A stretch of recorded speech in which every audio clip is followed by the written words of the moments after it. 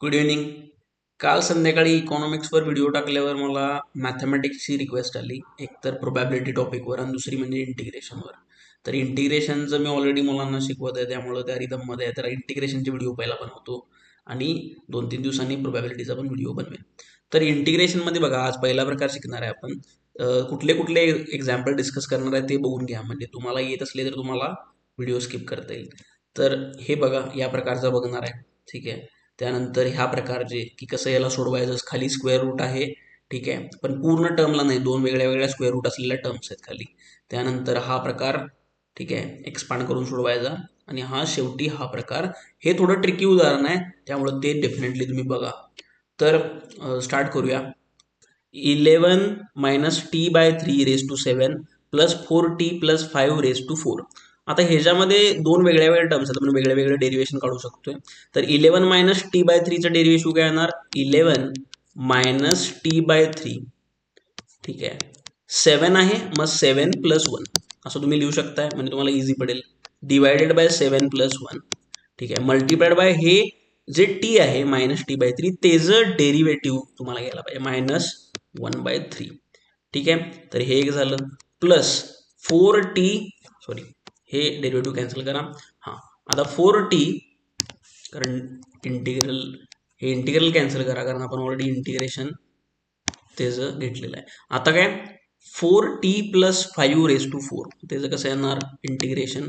4t + 5 raise to 4 + 1 divided by 4 + 1 आहेच, शिवाय 4. ठीक आहे. प्लस एक कॉन्स्टंट ज्याची आपल्याला माहित नाही की तो आहे का नाही, कारण कॉन्स्टंटचा डेरिव्हेटिव्ह 0 असतोय. ठीक आहे. तर हे आपण ह्याच पहिल्या ह्याच्यानुसार केलं. पुढं बघा, ह्याला सोडवतो पुढं आणि 11 - t/3 रेज टू 8. ठीक आहे. हे -1/3 ते उलटवून मल्टिप्लाइड बाय -3 आणि हा खालचा 8 plus 4t + 5 raise to 5 divided by 5 × 4 20 प्लस c. तर हे तुमचं झालं इंटिग्रेशन. ओके. आता दुसरं बघा. आता हे तुमच्या पुस्तकात सॉल्व्ह करून दिले आणि हे एक्सरसाइजमध्ये आहे, तर मी हे सोडवतो, तुम्ही हे सोडवू शकताय. तर बघा कसं करायचं. आता ह्याच्यामध्ये ही मधली टर्म, म्हणजे हे स्क्वेअर रूटची ही एक टर्म आहे आणि ही एक टर्म आहे, दोन एकत्र नाही. दोन एकत्र असलं तर त्याला वेगळे मार्ग आहे सोडवायचे. ठीक आहे, पण एकत्र नाही. मग ह्याच्यामध्ये काय करायचं आहे, तुम्हाला हा फॉर्म्युला लक्षात असेल की a² - b² = a+b आणि a-b. तर याला आपण a-b जर म्हटलं तर याला काढणार कसं, तर तुम्ही दोन्ही वर आणि खाली a+b ने मल्टिप्लाय करा. a+b म्हणजे काय, √5x - 4 प्लस √5x - 2. मग त्यामुळे मी काय केलं, √5x - 4 प्लस √5x - 2. ठीक आहे. आणि -2 हा कॉन्स्टंट मी तात्पुरता बाहेर काढला. ठीक आहे. त्यानंतर हे √5x - 4, सॉरी, -√5x - 2 आणि ब्रॅकेटच्या या साईडला √5x - 4 प्लस √5x - 2. ठीक आहे. म्हणजे हे a - b a+b, तर लिहितो मी a-b a+b.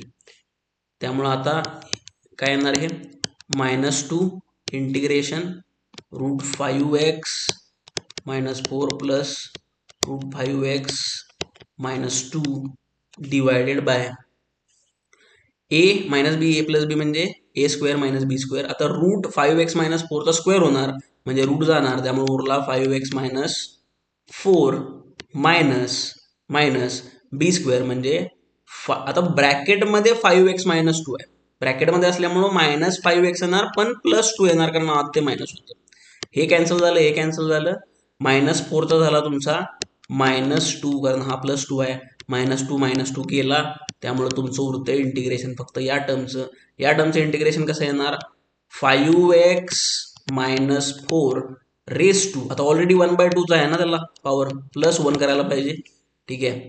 Divided by 1/2 + 1 into या 5चा डेरिव्हेटिव्ह म्हणजे 5 प्लस परत एकदा 5x - 2 1/2 + 1 डिवायडेड बाय 1/2 प्लस 1 जो पॉवर आहे plus into 5 5x derivative.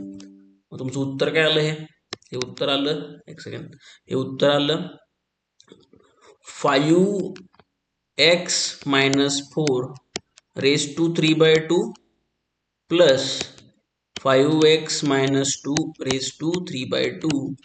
दोन्हीकडचा denominator same आहे, त्याला लिहू शकतोय आपण.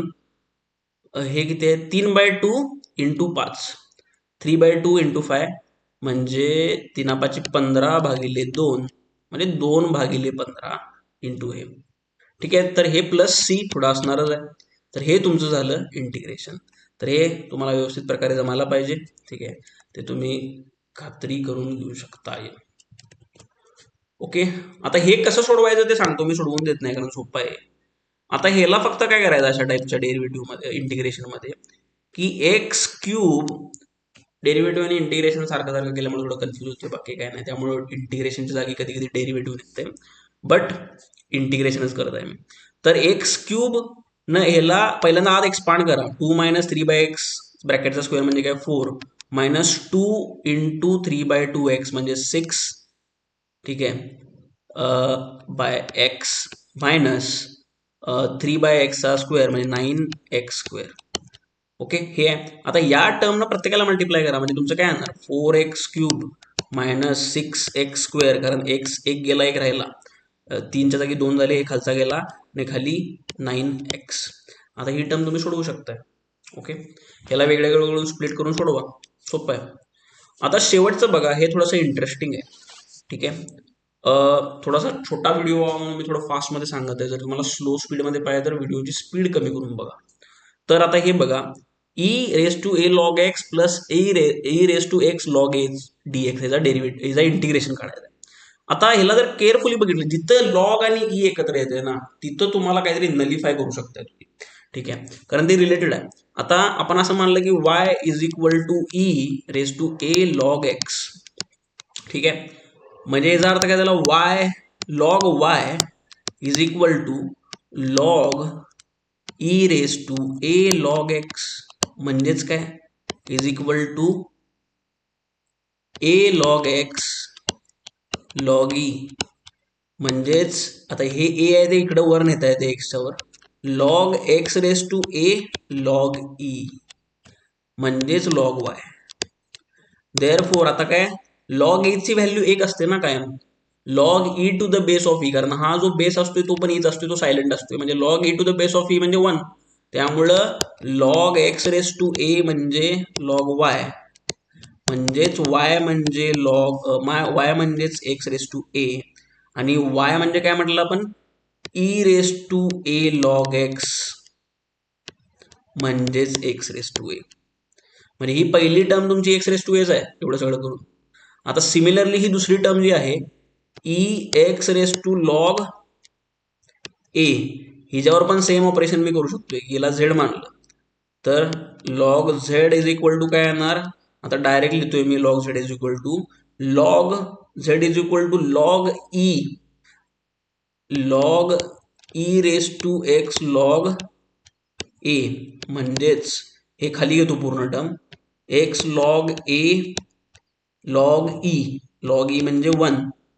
ठीक आहे, so log z is equal to x log a, आणि त्यामुळं z इज इक्वल टू हे x वरती जाणार a⁴x. ठीक आहे, या टर्म तुम्ही हे केलेले स्टेप्स बघा म्हणजे हे समजेल. म्हणजेच काय, तुमची इंटिग्रेशन कशाचं काढायचं आहे, इंटिग्रेशन काढायचं आहे तुम्हाला या दोन टर्मचं, x⁴ आणि दुसरं म्हणजे प्लस इंटिग्रेशन a⁴x. काढूया. x⁴ चं काय येणार x⁴ plus 1 divided bye a plus 1, आणि ह्याचं काय येणार a⁴x इंटिग्रेशन कुठे दिलेलं आहे, हे इथं दिलंय a⁴x integration a⁴x divided by log a. ठीक आहे, a⁴x divided by log a plus तुमचं c, हे प्लस आहे मध्ये. तर अशा प्रकारे हे सोडवायचं आहे. आय होप तुम्हाला आवडलं असेल. अजून कुठले डाऊट असतील कॉमेंट सेक्शन मध्ये विचारा. अजून 2-3 प्रकारचे टाईप्स आहेत यामध्ये, तर त्याचे एक व्हिडिओ बनवतो मी. ठीक आहे. थँक्यू.